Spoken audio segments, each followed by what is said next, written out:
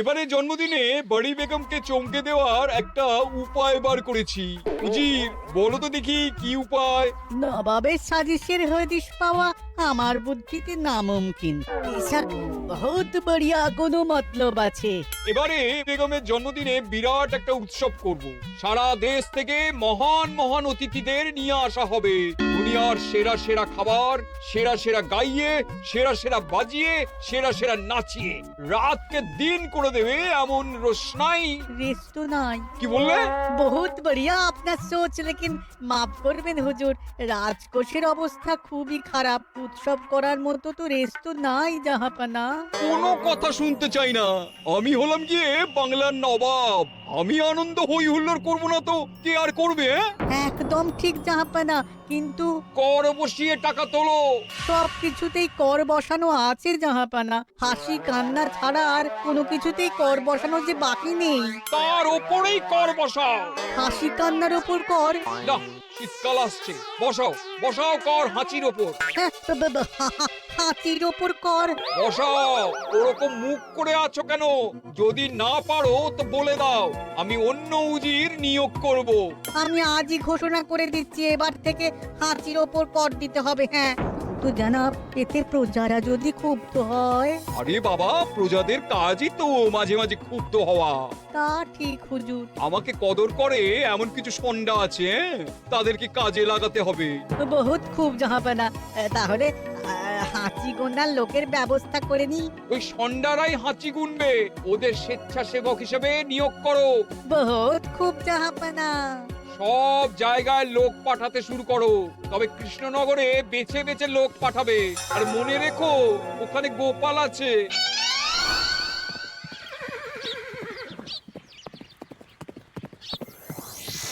সব জায়গায় কর আদায়কারী পাঠিয়ে দেওয়া হয়েছে জাহাপানা। আপনার কথা মতো তাদের বলে দেওয়া হয়েছে যে আদায় হওয়া করের 10% তাদের বেতন হিসেবে দেওয়া হবে। সুতরাং কর আদায়ে কোনো ঢিলেমি হবে না। বহুত আচ্ছা, বহুত আচ্ছা।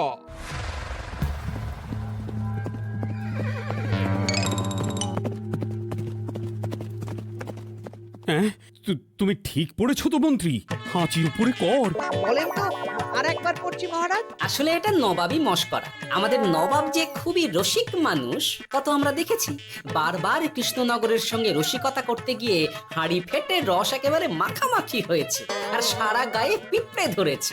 মস্করা নয়, একদম সত্যি কথা। হাঁচির উপরে কর বসানো হয়েছে, আর আমরা হলাম নবাবের খাস হাঁচি গোনার দল। আমরা এই কৃষ্ণনগরে থিতু হয়ে বসলাম বটে। এবারে হাঁচি গুনবো আর মোহর আদায় করব। গোপাল, তুমি কি বলো?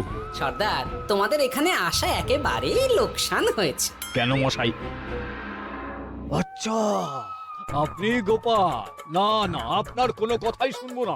আমাদের বই বই করে বলে দেওয়া হয়েছে, গোপাল হইতে সাবধান। সর্দার, আমি তোমাকে সাবধান হতেই বলছিলাম। হাঁচি ধরতে গেলে তোমাদের খুব সতর্ক থাকতে হবে, কারণ এই কৃষ্ণনগরের বাসিন্দাদের শরীর স্বাস্থ্য এত ভালো যে এখানে কেউ হাঁচে না, কাশে না, ঢেকুর তোলে না, ইয়ে করে না। বলেন কি মশাই? এটা তো নবাবকে জানাতে হচ্ছে। যাও যাও, এক্ষুনি মুর্শিদাবাদে ফিরে গিয়ে নবাবকে জানাও। ওরে, কেউ এদের যাওয়ার ব্যবস্থা করে দে। ওই তো হেঁচেছে। হাঁচি এক, পুরো এক মোহর। হাঁচি দুই, দুই মোহর। আরে এটা তো হাঁচির বাচ্চা, এটা তো ধরলে চলবে না। কেন? হাঁচি হলেই তো হলো। কি করব সর্দার? লিখবো? দেখ, একবার গুনিয়ে যখন ফেলেছি পুরো ছাড়তে পারবো না। আধমোহর লেখ। এটা কাশি, কাশিতে কোনো করের কথা নেই। ওরে লেখ লেখ লেখ লেখ লেখ। হাঁচি তিন, পুরো এক মোহর। হাঁচি চার,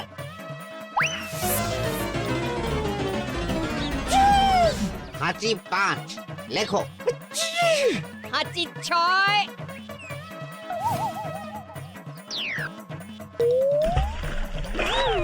যা, ঝাঁকি রে। শুনেছিলাম কৃষ্ণনগরের মন্ত্রীটা মাথা মোটা, প্রমাণ হয়ে গেল।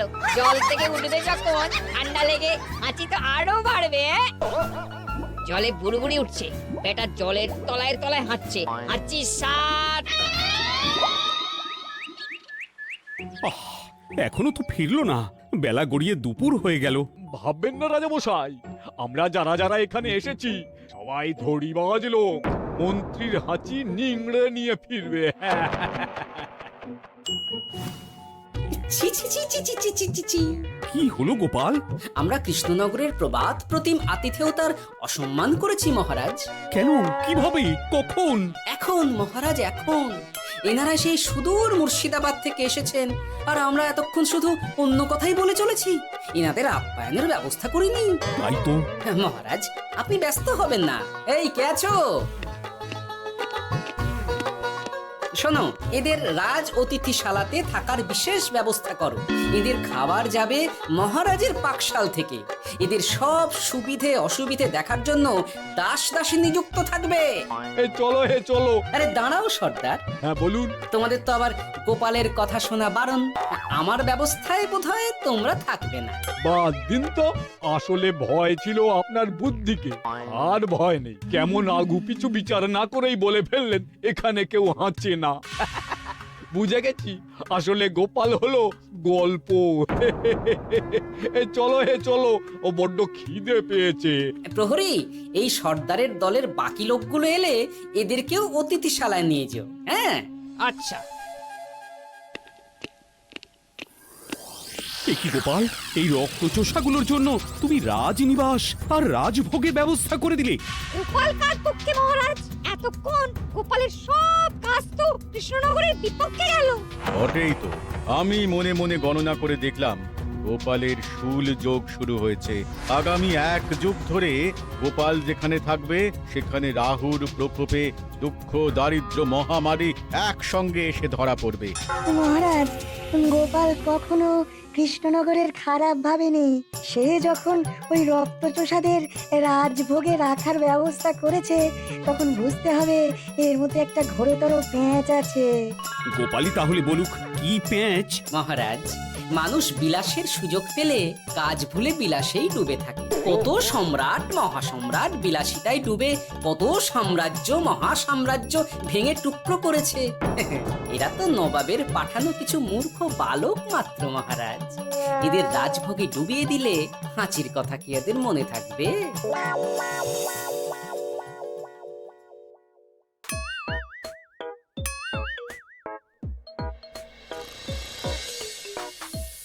কি ব্যবস্থাপনা সব ঠিক আছে তো? হ্যাঁ হ্যাঁ, খাসা ব্যবস্থা হয়েছে। আপনারা আমাদের অতিথি বলে কথা, আরাম করুন।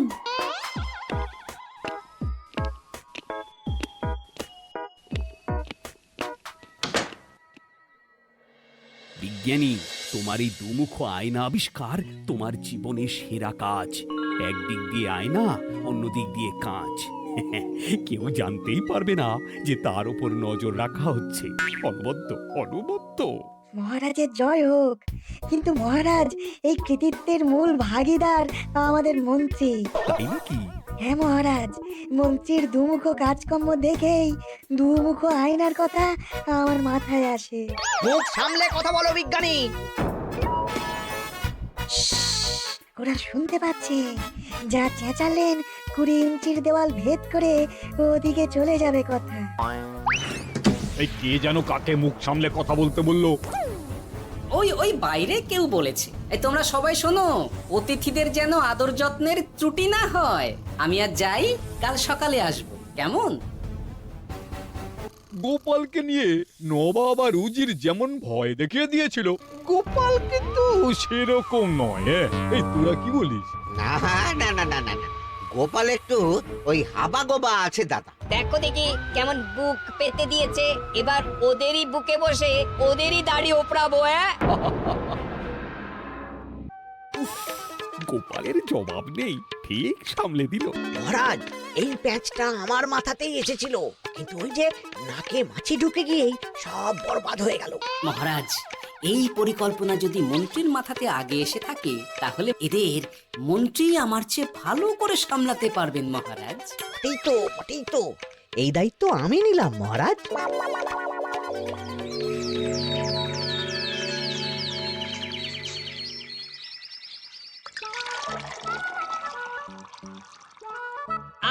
সকালে ঘুম থেকে উঠে এই রকম বেলের পানা যেন স্বর্গের অমৃত।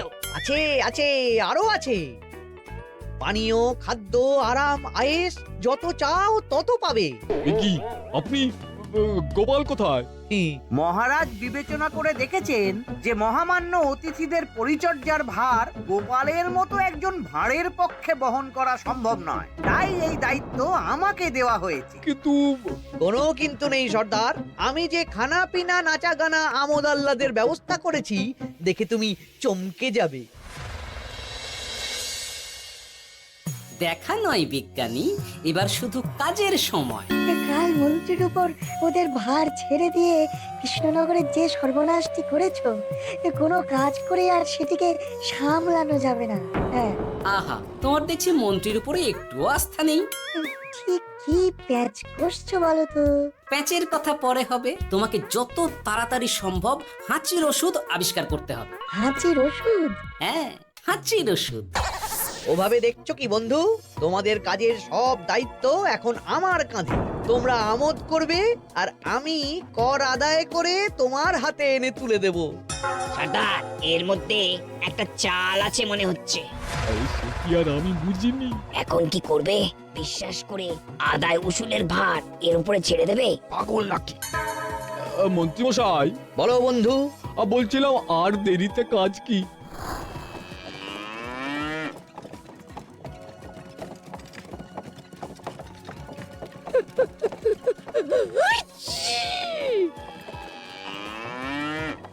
মন্ত্রী, লেখো হাঁচি এক। ওহে, তোমার নাম কি? মন্ত্রেশ্বর হুজুরি আগে। লিখুন মন্ত্রী মশাই, নাম লিখুন। ওহে মন্তেশ্বর, হাঁচি কর, এক মোহর ছাড়ো দেখিনি। হাঁচি দুই। আরে যাও, দৌড়ে গিয়ে দু মোহর আদায় করে আনো। ওরে, তোরা সব কৃষ্ণনগরের কোণে কোণে ছড়িয়ে পড় দেখি, একটা হাঁচিও যেন বাদ না পড়ে। হ্যাঁ,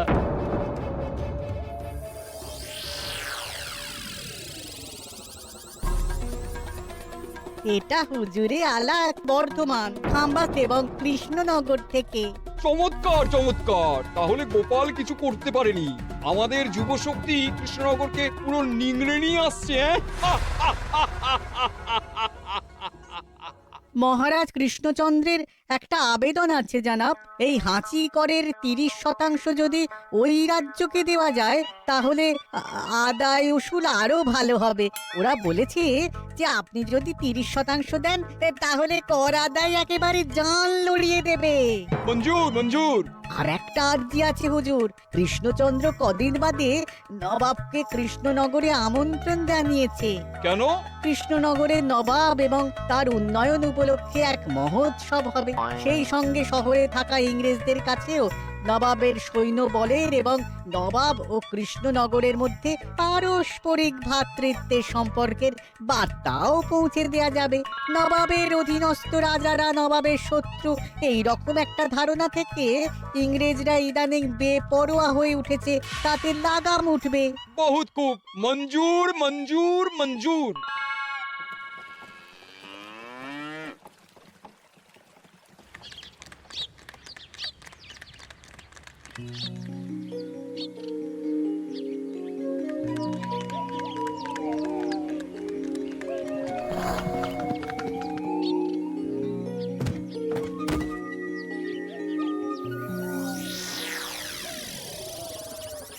কি ব্যাপার গোপাল? জাহাপনা, বলুন কি খিদমত করব? আমি যা বলবো তাই করবে। অবশ্যই জাহাপনা। क्या बात উজির, তুমি সাক্ষী, মহারাজ কৃষ্ণচন্দ্র আপনিও সাক্ষী। গোপাল আমাকে কথা দিয়েছে আমি যা চাইবো তাই করবে। গোপাল, তুমি আমার সঙ্গে মুর্শিদাবাদ যাবে।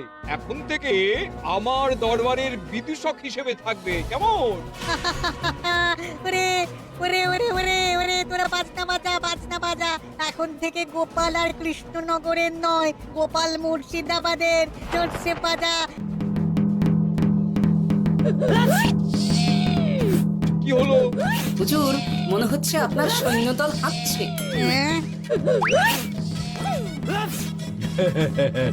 হুজুর, হাঁচিগড়ের বন্যা সব সৈন্য 10-12টা করে হেঁচে ফেলেছে, মানে প্রচুর মোহর হয়ে গেছে আর বাড়ছে বাড়ছে। আমার হাঁচি গোনার দল একটা হাঁচিও বাদ দেবে না। মোহর রাখার জন্য নতুন পোশাকখানা বানাতে হবে হুজুর। সর্দার, আমাদের হাঁচিগুলো কি খুলবো? হ্যাঁ, নিশ্চয়ই, একটা হাঁচিও যেন বাদ না পড়ে। চলুন হুজুর, আমরা এখানে দাঁড়িয়ে থেকে আর কি করব? ওরা হাঁচুক আর হাঁচি গুনুক। চলুন নবাব বাহাদুর, আপনার জন্য কৃষ্ণনগরের রাজাতিথ্য অপেক্ষা করছে। হুজুর, আমার মনে হয় আমাদের কৃষ্ণনগরে এখন আর দেরি করা উচিত হবে না। আমরা সোজা শহরের দিকে রওনা হয়ে যাই। শহরের ইংরেজদের শিক্ষা দিয়ে ফেরার পথে আমরা কৃষ্ণনগরে আতিথ্য গ্রহণ করব।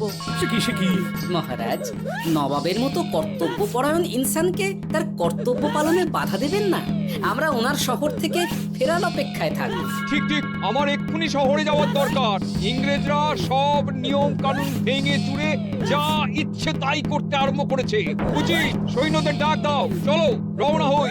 কিন্তু জাহাপনা, আপনার সৈন্যদের থেকে পাওনা মোহরগুলো এতক্ষণে যা হেঁচেছে, লাখখানেক মোহর তো হয়েই গেছে। ওটা আমরা নিজেদের মধ্যে বুঝে নেব। কিন্তু ওই করের 30% যে কৃষ্ণনগরের পাওনা। পেয়ে যাবে পেয়ে যাবে। শহর থেকে ফিরি আর একটা কথা, হাঁচি কর ব্যবস্থা এখন থেকে উঠে গেল।